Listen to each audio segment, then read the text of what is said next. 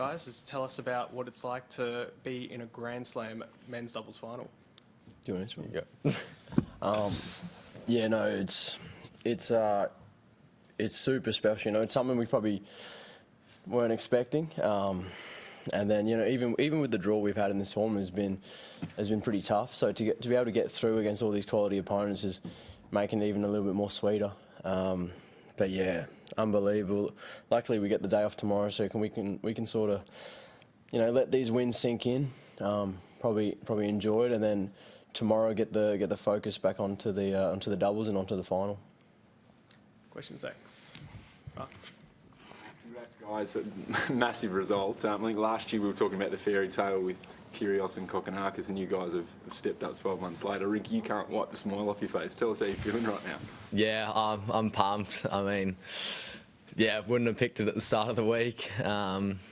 It's just been so much fun, you know, just getting to play more matches at home, getting to play in front of unbelievable crowds with, you know, Coobs is so much fun to play with, and obviously is an unbelievably good player, singles or doubles, and I don't know, I'm just trying to soak it all in. I just can't really believe it, to be honest. Yeah, wouldn't have picked it, and I'm just along for the ride. Jason, congratulations, guys. But Jason, you especially, 3 or 4 years ago with the injuries, if someone had told you you'd be playing in your second Grand Slam final, what would you have said?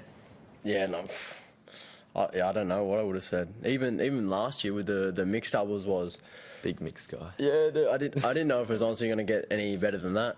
You know, I even joked with my team, even just in December, if they would have said this is how your January would have went, I would have been like, there's no chance that would have happened, especially on the doubles court, you know. But yeah, no, it's a special moment for the both of us. Regardless, you know, obviously we want to win, but regardless how it goes, this has been special. And then, you know, I'm definitely not going to be forgetting this. I don't think Rinky will either. Yeah, but hopefully we can just keep riding the momentum we've created, and then, you know, see how it goes on Saturday. Yeah.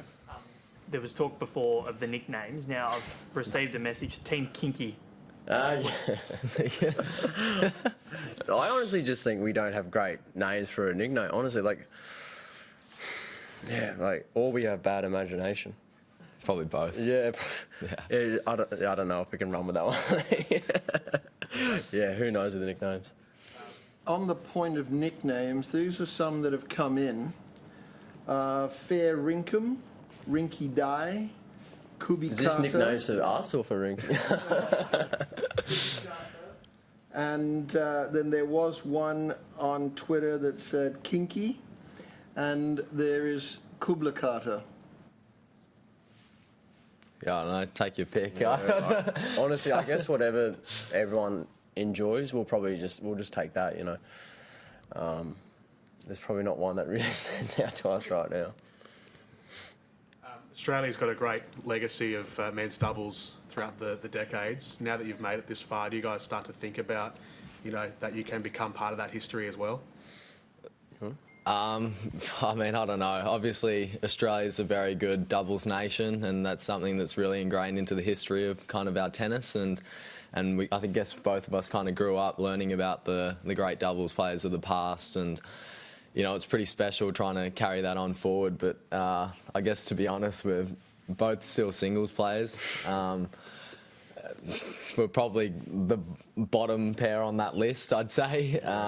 If I'm being honest, like, I don't think we're anywhere near as good as any of the Australian pairs that have come before us. And you know, it's just pretty surprising that we're here, to be honest. And we'll make the most of it, and we'll keep going and keep trying our best. But yeah, hopefully we can add to the legacy in some way.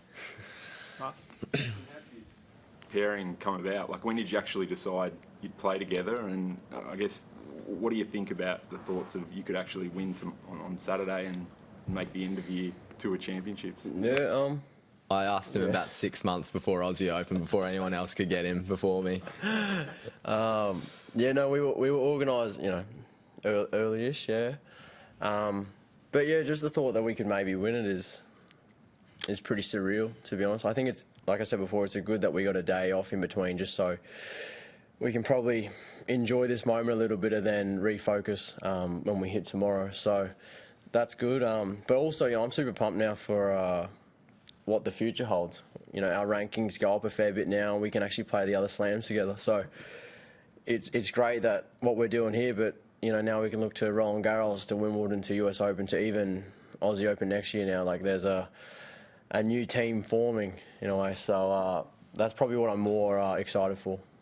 And speaking of the team, when did you guys actually meet, and how has this relationship blossomed over the years? I was about probably 10 or 11, and I went to go watch Coobs play at the North Shore Open because he would have been about 18 or 19 then, and he was probably #1 junior in the world. And I was like, yep, I want to be like him when I'm older. And then he actually lost that day. And then, I don't know, I think... Yeah, you wouldn't think it, but me and Rinky, the difference in our age is 8 years? 8 years, yeah. So there's a fair bit of difference, but... I think I hit with you at Junior Davis Cup camp in Brizzy, Tennyson. I feel like we've known each other for a long time, and I also think, I don't know if this sounds bad for me, but our maturity level is pretty similar. So I feel like we get along really well. And then out on the court, it's... the energy Rinky brings, I really enjoy it, and then I try and give him some energy. But yeah, no, we seem to be clicking right now. But yeah, no, we've been close for years now. If he's doing well at tournaments, or I'm doing well at tournaments, we're congratulating each other. So yeah, probably just something like that. You said that you guys are the singles players. Jason, I'll ask you, do you try to bring more of a singles style skill set to the doubles court when you guys are out there?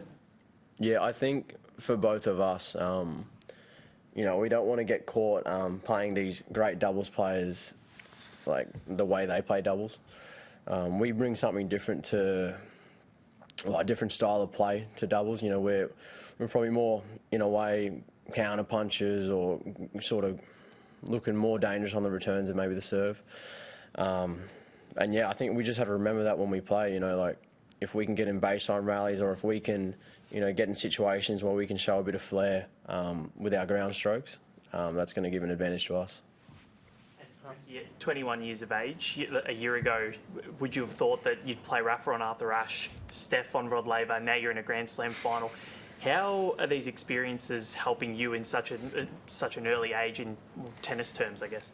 Yeah, no, it's been a roller coaster of a year, really. I think this time last year I was still tossing up whether I go back to college or not, and I think I've maybe made the right call going on the tour, and yeah, it's just been one crazy experience after another, and I just feel like I'm trying to learn as much as possible. Hanging around these guys, learning from guys like Coobs, seeing what he does, and. Yeah, it's just been unreal. I feel like I'm so young in terms of tennis, and I just want to keep learning and keep getting better, and that's the main focus for me. I'm not really worried about anything else at the moment. I'm just trying to soak it all in, learn as much as I can, and just get better. Last two, Craig. You were just saying about the days gap between now and the final.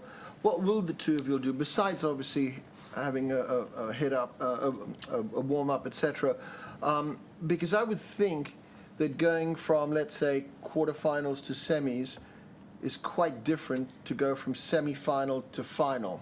It's such a much bigger step. So putting it all, harnessing all, and mindsets and stuff like that, what will happen on that off day? Well, I think the best thing for us, obviously, like I said before, we're not like a regular doubles team.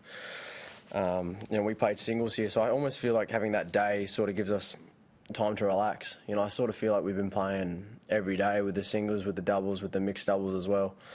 So for me, I'm definitely going to look to have a more of a relaxed day. Probably the morning, not look to do a whole lot, and then if we can get some specific stuff done in the afternoon, it will be good. And then, if we go out there relaxed and happy and full of energy, that's probably the most important thing for us. Obviously, we got to acknowledge that it's a final and probably going to feel nervous and excited and all those emotions, but if we can just do our best to stay happy, stay relaxed and enjoy the moment, I think that gives us the best chance. Do you know much about Nice and Zielinski? Well, they played Maxi and Tomo. So Maxi's actually been talking a lot to us about these double teams, just with how much experience he had, the last few years on the doubles side. So that's helped out massively. And then like them playing them, I think it was in the quarters, was it? Did they maybe play them in the quarters? Like they know firsthand what they bring, and then hopefully he can give us a few things that hopefully we can look to exploit. Thank you, everyone. Thank you. Thanks.